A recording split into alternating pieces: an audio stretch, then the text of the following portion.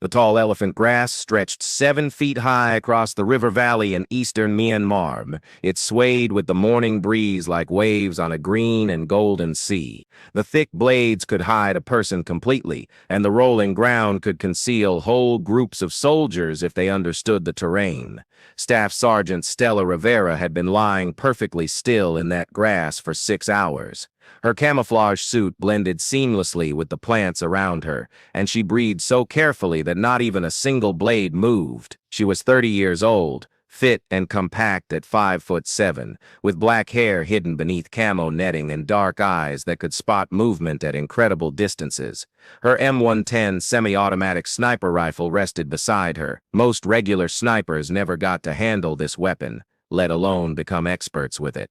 But Stella Rivera wasn't your average sniper.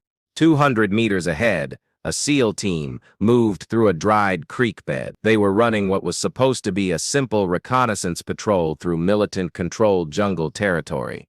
Lieutenant Commander Alex Brennan led his 4-man team with the easy confidence that comes from countless successful missions. His crew, Chief Petty Officer Isaiah Grant, Petty Officer First Class Marcus Liu, and Petty Officer Second Class Carlos Mendez, moved with skilled precision. Their spacing was perfect, weapons at the ready, eyes always searching. They were experts who'd earned their trident through sacrifice and grit, but they had no idea that for 2 days straight, Stella had been tracking their patrol from 300 to 800 meters away. She'd watched them set up camp, studied their security habits, memorized their patrol routes. Not because she was hostile, but because this was her assignment. The SEALs believed they were running an independent operation based on intelligence from their commander. They didn't realize their mission had been wrapped into something bigger, something that needed skills they didn't have. Stella's radio buzzed quietly in her ear with an encrypted message. Overwatch, this is Guardian Actual. SEAL element approaching waypoint Charlie. Confirm your position. She pressed her throat microphone with barely any pressure, her voice almost silent. Guardian Actual. Overwatch. I can see the SEAL element. They're 200 meters out. I'm holding in the tall grass at grid November Delta 7432. Everything's clear in my area. Copy. Overwatch. Stay on surveillance. Intelligence says enemies are in the valley, but we don't have exact numbers or locations. Keep those SEALs safe. Understood. Overwatch out. Stella went back to watching, her scope following the SEAL team through the creek bed. She'd been doing this specialized work for 8 years, operating in the shadows while other units received the praise. Some called her specialty Guardian Angel Operation. She was the sniper who protected assault teams without them knowing she existed, eliminating dangers before they could develop, providing security from distances that seemed unreal. She'd done it in Iraq, Syria, Yemen, and now Myanmar. 143 confirmed kills. Every single one was a threat that never got close enough to hurt the team she was guarding. The morning sun rose higher, turning the valley into a furnace despite all the green plants. Stella hardly noticed. She'd trained her body to endure discomfort that would break most soldiers. Dehydration, extreme heat, freezing cold, the mental burden of total isolation. These were just part of the work. What counted was staying focused, keeping that perfect stillness that separated invisible from dead. She'd been chosen for this program 8 years ago when instructors at Army Sniper School noticed something unusual about how she performed. While other students struggled with shots beyond 800 meters, Stella consistently hit targets at 1200. When they tested her at 1500 meters with tricky wind and elevation, she adapted quicker than anyone they'd ever trained. Her talent for reading landscape, calculating bullet paths, and staying absolutely focused under stress marked her as special, even among the already elite sniper community.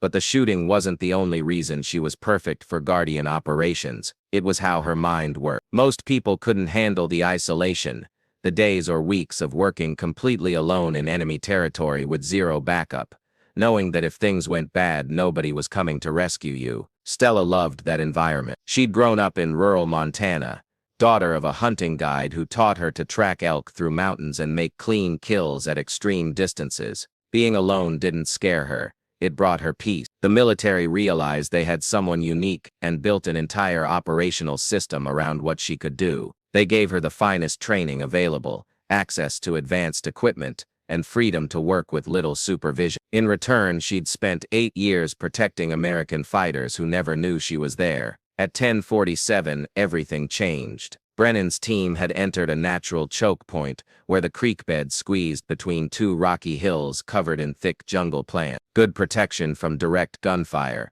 but limited view of the surrounding area. They were doing a security check, studying their maps and getting ready to move toward their target, when Lou suddenly froze, his hand shooting up in the universal danger signal. Stella spotted it the same instant Lou did. Movement on the ridgeline to the east, roughly 1,500 meters from where the SEALs stood. She smoothly shifted her scope, the lens bringing the distant location into sharp focus. What she saw sent ice through her veins. Militant fighters, at least 20 of them, moving with military precision that showed training beyond what local rebels usually had. They were establishing positions along the ridge with clear overlapping shooting lanes into the creek bed. Heavy machine guns, rocket launchers, and what appeared to be at least 2 skilled marksmen with Dragunov sniper rifles. This wasn't a random patrol stumbling onto Americans. This was a planned trap, and the SEALs had walked straight into the killing zone. Brennan spotted them a heartbeat later. His voice came through the radio, steady but urgent. All stations, this is SEAL 1. We've got eyes on enemy force. Roughly 20 people at bearing 090. Distance 1,500 meters. They're preparing an ambush. We need immediate fire support. The reply came from their Tactical Operations Center. SEAL 1 Guardian Actual. Nearest air support is 12 minutes away. Artillery isn't available because of civilians in the region. You need to pull back and move to alternate pickup point. Guardian. We're in a bottleneck with restricted movement. If we move, they'll spot us and we'll be exposed. If we stay, they'll pin us down with more numbers and firepower. Brennan's tactical read was harsh but accurate. We need options that don't end with us getting torn apart. Stella was already shifting before the conversation ended. She'd faced this exact situation before. Friendly troops trapped, enemy at distance, no quick support coming. This was precisely what she'd trained for. Her fingers moved across the M110 with practiced speed, checking the chamber, reviewing her range card for 1,500-meter shots in current wind, settling into a firing position that would allow continuous shooting. The M110 wasn't really built for 1,500-meter battle. It was a semi-automatic platform optimized for ranges up to 800 meters, maybe 1,000 in perfect weather. 1,500 was extreme range for this weapon, at the very edge of what it could do. But Stella had made shots at this distance before, understood the physics intimately, knew exactly how to adjust for wind, elevation, and the many other factors that could turn a perfect shot into a total miss. She pressed her radio. Guardian Actual. This is Overwatch. I have clear sight to enemy position. Requesting permission to engage. A pause, then a different voice spoke. Colonel Rachel Foster, the overall mission leader. Overwatch. Confirm your position and ability. We're talking about extreme range shooting against multiple targets. Ma'am, I'm at grid November Delta 7432. Distance roughly 1,700 meters from enemy position. Wind is 3 knots from the west. Temperature is 94 degrees. I'm shooting slightly downhill. I can make these shots. Another pause. Foster knew exactly who Stella was, knew her record, but the request was still remarkable. Overwatch. You're authorized to engage. Priority targets are heavy weapons and leaders. Keep those SEALs alive. Understood. Overwatch engaging. Stella took 3 deep breaths, each one lowering her heart rate, bringing her body into the perfect calm state that precision shooting demanded. 1,500 meters. At that range, her bullet would drop almost 40 feet from where she aimed, would shift several feet with even slight wind changes, and would take nearly 3 seconds to reach the target. She'd have to lead moving targets, account for the Earth's rotation effect, adjust for temperature affecting her barrel. Most snipers would call the shot nearly impossible with this weapon, but Stella had spent 8 years making impossible shots. Her first target was the militant fighter setting up a heavy PKM machine gun on the ridge. The big weapon was the greatest danger to the SEALs. Sustained fire that could keep them trapped forever and shred them if they tried to escape. She locked onto the target through her scope, watching him position the gun, calculating his movement pattern. When he paused to adjust the mount, she had her window. The M110 cracked. the suppressor reducing but not eliminating the sharp sound of the shot. The round left the barrel at 2,800 feet per second, curving across the valley in the beautiful arc that physics required. 3 seconds later, the militant fighter collapsed like his strings had been cut, killed instantly by a shot he never saw coming. The other fighters froze for just a moment, confused about where the shot came from. 1,500 meters was beyond what they expected anyone to be shooting from, and the suppressor made finding the sound direction almost impossible. That moment of confusion gave Stella time for her second shot. The rocket launcher gunner was raising his weapon, preparing to fire toward the creek bed where the seals were pinned. He never finished the motion. Stella's second shot struck him in the chest, and both he and his launcher tumbled backward into the rocks. Now the enemy fighters were scrambling, trying to find cover while searching for whoever was killing them. Some started shooting wildly in different directions, but none were firing towards Stella's actual location. The distance and her perfect hiding kept her position completely unknown. SEAL 1. This is Overwatch. I've taken out 2 threats, including the machine gun and rocket launch, working through remaining targets. Brennan's voice came back with barely hidden amazement. Overwatch, we can't even see where you're shooting from. What's your position? SEAL 1. That information is restricted. Just trust that I've got your back. Stay under cover and let me work. Stella was already finding her third target, one of the Dragunov-equipped marksmen who was scanning the valley with his scope, trying to locate the source of incoming fire. He was skilled, methodical, potentially dangerous if he figured out where she was positioned. She didn't give him the opportunity. Her third shot sent him sprawling backward, his rifle clattering down the rocky slope. The militant force was breaking apart now, their tactical discipline crumbling under the mental pressure of an invisible sniper killing them from impossible range. Several fighters started pulling back from their positions, seeking cover deeper in the rocks and jungle plants. Others tried to establish quick defensive positions, but they were defending against a threat they couldn't find. Stella methodically worked through the remaining high-value targets. The second Dragunov marksman, a fighter who seemed to be giving orders, probably a squad leader or cell commander. Another rocket launcher gunner trying to get into position. Each shot was a separate calculation, a unique problem in applied physics and human anatomy. Wind was shifting slightly, the morning heat creating air currents that affected bullet path. She compensated for each variable, made each shot count.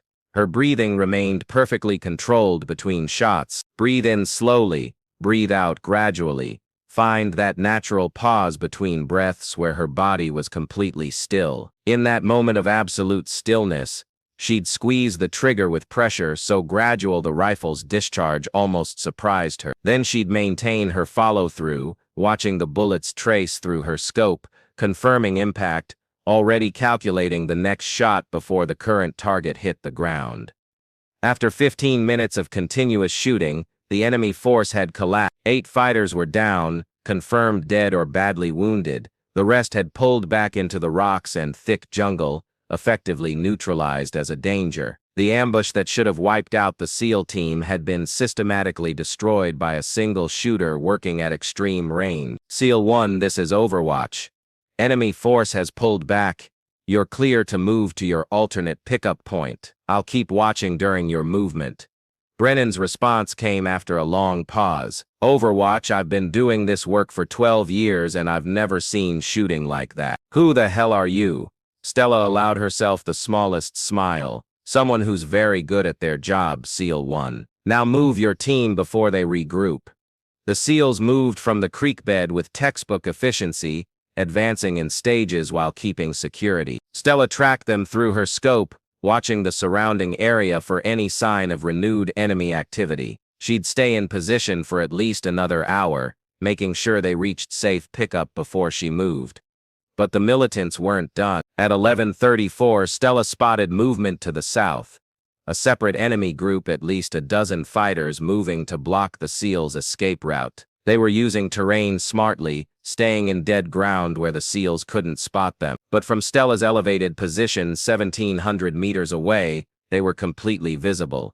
SEAL 1, Overwatch, you've got another enemy group moving to cut you off from the south. I count 12 people moving through the wash at grid November Delta 764. They're trying to get ahead of you.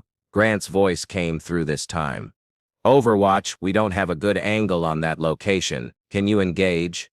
Stella was already shifting her aim, engaging now. The range was even more extreme, nearly 1,800 meters with an unfavorable wind angle. She was pushing the M11 far beyond what it was designed for, but the alternative was letting the SEALs walk into another trap, and that wasn't something she was willing to accept. Her first shot at the new target was slightly off, hitting rock near a fighter's position rather than the fighter himself. She'd overcorrected for wind. She adjusted mentally, recalculating the wind value based on where she saw the impact. The correction was subtle, maybe half a minute of angle, but at this distance, half a minute meant several inches of difference at the target. She adjusted and fired again.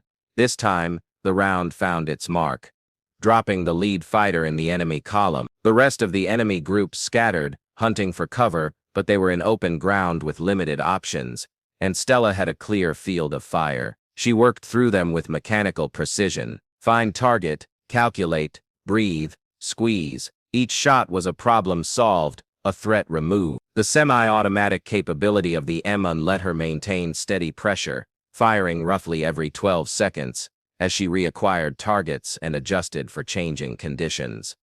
By the time she'd fired 20 rounds, the southern enemy group had been effectively destroyed. The survivors were running back toward their original positions, abandoning any attempt to fight the Americans. SEAL 1, Southern threat neutralized. You're clear to keep moving. This time it was Brennan who responded, and his voice carried something beyond professional respect. Overwatch, when we get back to base, I'm buying you whatever the hell you want to drink. That was the finest shooting I've ever seen. Appreciate that, SEAL 1, but I don't exist on your after-action reports. This conversation never happened, and I was never here. Understood, but whoever you are, you saved 4 lives today. Stella stayed in position for another 90 minutes, tracking the SEALs until they reached their pickup point, and helicopters lifted them out of the valley. Only after she confirmed they were safely airborne did she begin her own escape, moving through the tall grass like a ghost, leaving no sign that anyone had ever been there. The debrief happened 30 hours later in a secure facility that didn't officially exist on any map. Stella sat across a conference table from Colonel Foster and a man in civilian clothes who introduced himself as Thomas Hayes from the Defense Intelligence Agency, though everyone knew that was probably neither his real name nor his actual organization. Staff Sergeant Rivera, Foster began, I've reviewed the drone footage from the operation. 20 confirmed enemy killed at ranges between 1,400 and 1,800 meters with an M11 semi-automatic platform. That's shooting that shouldn't be possible with that weapon. With respect, ma'am, shouldn't be possible just means most people can't do it. I can. Hayes leaned forward. You've been working in this role for 8 years. 143 confirmed kills in Guardian operations, protecting special operations teams who never knew you were there. Your record is remarkable. It's my job, sir. It's more than a job, Sergeant. What you did yesterday saved a SEAL team from certain death. Those men have families, futures, decades of service ahead of them. They're alive because you made shots that were at the extreme edge of what's physically possible. Stella stayed quiet. She'd never felt comfortable with praise. The work was what mattered, not the recognition. Foster continued. The SEAL team commander filed an after-action report mentioning an unknown sniper who provided security. We classified it immediately and removed those sections, protecting your operational secrecy. But Lieutenant Commander Brennan is demanding to meet whoever saved his team. That's not possible, ma'am. My effectiveness depends on staying anonymous. The moment people know I exist, they start looking for me. The moment they start looking, I become vulnerable. I agree, Hayes said, which is why we've already told Brennan that his security came from a classified drone system with advanced targeting abilities. He doesn't need to know the truth, but we need to know what you need. Foster added, you've been doing this work for 8 years with minimal recognition and no real support structure. What would make you more effective? Stella considered the question carefully. Better rifle system. The M11 is good, but I'm regularly shooting beyond its designed range. Something in 338 Lapua Magnum would give me another 500 meters of effective range. Advanced weather monitoring equipment so I don't have to guess wind conditions. And honestly, ma'am, I'd like to train other people to do this. I can't be everywhere, But if we had a team of Guardian snipers, we could cover more operations, save more lives. Foster and Hayes exchanged glances. We can approve the equipment upgrades immediately. Foster, the training program would require building an entirely new course and finding candidates with the right skill set. That's a bigger undertaking. Start small, Stella suggested. Find 5 candidates who already have advanced sniper qualification. I'll run them through 6 months of specialized training. If it works, we expand the program. If it doesn't, you've only invested in 5 people. I'll get you approval to start recruiting, Hayes, but understand what you're proposing would formalize a capability that currently exists only because you exist. That creates expectations, requirements, bureaucracy. I understand, sir, but the alternative is continuing to depend on one person to cover operations across multiple war zones. That's not sustainable, and it means good people die when I can't be in 2 places at once. The meeting ended with approvals for equipment upgrades and conditional approval to develop a training program. Stella left the facility and returned to her quarters, already thinking about the next operation, the next team that would need protection they'd never know they had. 6 weeks later, Stella was in Syria, lying in rubble that had once been a building, watching a Delta Force team conduct a raid on an ISIS command facility. The new rifle system, a custom .338 Lapua Magnum with advanced optics, performed beautifully at ranges exceeding 2,000 meters. She eliminated 3 ISIS fighters who were moving to flank the Delta team, and the Americans completed their mission without ever knowing she was there. The .338 Lapua had transformed what she could do. Where the M110 had forced her to work at the extreme edge of its performance, the new rifle gave her comfortable accuracy out to 1,800 meters and usable precision beyond 2,000. The heavier bullet held energy better at distance, resisted wind more effectively, and delivered devastating terminal performance. Combined with her improved weather monitoring equipment and upgraded optics, she was working at a level that would have seemed impossible just months earlier. 4 months after that, she was training her first class of Guardian sniper candidates at a remote facility in Virginia. 5 carefully chosen snipers, who'd been identified as having the right combination of technical skill, mental stability, and ability to work in complete isolation. She taught them everything she'd learned through 8 years of trial and error: advanced ballistics, extreme range shooting techniques, hiding methods, the mental discipline needed to lie motionless for days while staying perfectly alert. The training was brutal. She pushed them through scenarios that simulated the mental pressure of real operations, made them lie in uncomfortable positions for 12 hours, while maintaining perfect attention, taught them to calculate complex ballistics problems in their heads, while exhausted, and most importantly, she taught them that Guardian operations required a different mindset than regular sniping. This wasn't about hunting targets, it was about protecting people, which meant sometimes the hardest choice was not taking a shot, because the risk to friendly forces was too high. 3 of the 5 made it through the program. They deployed to separate war zones, each one providing the same invisible protection that Stella had pioneered. The capability grew slowly, carefully, always maintaining the secrecy that made it work. 2 years later, Lieutenant Commander Brennan, now promoted to commander, was leading a SEAL platoon through hostile territory in Yemen when his unit came under fire from an enemy force that should have destroyed them. His radio crackled with a now familiar transmission. SEAL Actual, this is Overwatch. I have your position, taking fire, from bearing 045, distance, 1,600 meters, engaging threats. Brennan never saw the sniper, never learned it was one of Stella's trained Guardian, but he knew that somewhere in the distance, someone was watching over his team with abilities that seemed almost supernatural. After the operation ended successfully, with no American casualties, he filed the standard after-action report, mentioning the classified Overwatch system that had provided support. And somewhere in the distance, a Guardian sniper was already packing up their equipment, preparing to move to the next position, where another American team would need protection they'd never know they had. Stella Rivera continued working for another 6 years before moving to full-time training and program management. By the time she retired, the Guardian Sniper program had grown to 15 operators, providing security for special operations across 6 combat zones. Her personal record stood at 143 confirmed kills, each one a threat eliminated before it could harm American forces. She never met most of the people she'd saved. They never knew her name, never saw her face, never realized that their successful operations had depended on someone lying motionless in grass or rubble, making impossible shots at extreme distances while they did their job. But sometimes late at night when she couldn't sleep, Stella would think about that day in the Myanmar River Valley, the SEAL team that should have been destroyed, the shots she'd made at the edge of what was physically possible, the 4 men who went home to their families because she'd done her job perfectly.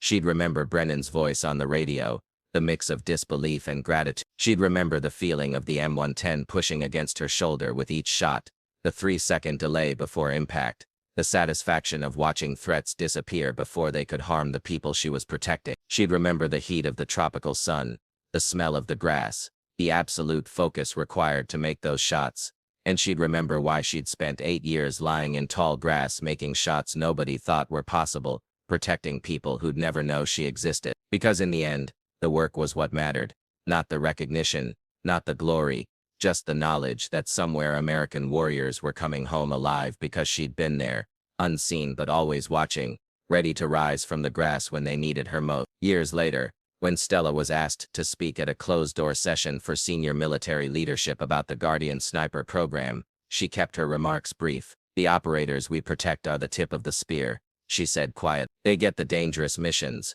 the impossible objectives, the operations that make headlines in classified briefings. But every spear needs a shaft, every sword needs a hand to wield it. We're not the warriors people celebrate. We're the shadows that keep those warriors alive long enough to become heroes." One general asked her what kept her going through those long hours of isolation, the days spent lying motionless in hostile territory with zero support. Stella's answer was simple. "Every time I look through that scope and see Americans doing their jobs downrange, I remember they're somebody's son, somebody's daughter, somebody's parent. They have people waiting for them to come home. My job is making sure that happens. That's all the motivation I've ever needed." The Guardian Sniper program continued growing long after Stella's retirement, but every operator who went through the training learned her fundamental philosophy. The best shot is the one the enemy never sees coming, and the best operation is the one where the people you're protecting never know you were there. The wolf doesn't announce itself to the sheep. It just does what wolves do when sheep need protecting. And sometimes the most important victories are the ones that nobody ever knows happen. Thanks for watching. Every woman has a story worth telling. Join us to hear them.